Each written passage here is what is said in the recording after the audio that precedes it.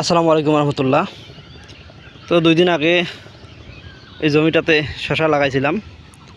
আজকে সেচের কাজ চলতেছে। তো যে দেখেন সেচ দিতেছি।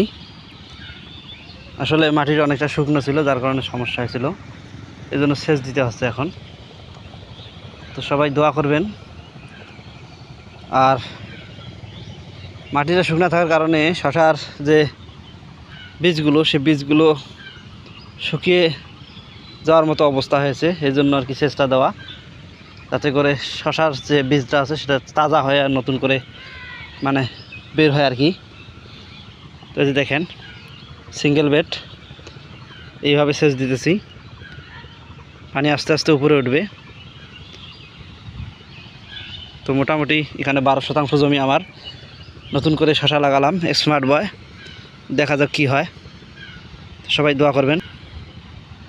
এই যে এই দিক দিয়ে পানি দিতেছি, এই দিক দিয়ে সেচ দিতেছি, এক পাশ দিয়ে আসতেছি আর কি, এক পাশ থেকে।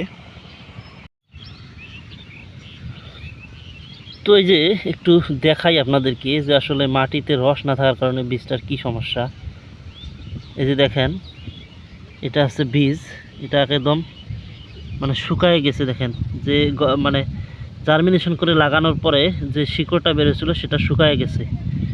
তো শুকায় যাওয়ার কারণে বীজটা যে কোনো সময় নষ্ট হয়ে যেতে পারে, অর্থাৎ বীজটা থেকে আর চারা উপরে উঠতে না পারে। এই জন্য মূলত এই মানে পানি সেচটা দেওয়া, যাতে করে বীজটা পানিটা পেয়ে নতুন করে মানে তাজা হয়ে আবার উপরে উঠতে পারে।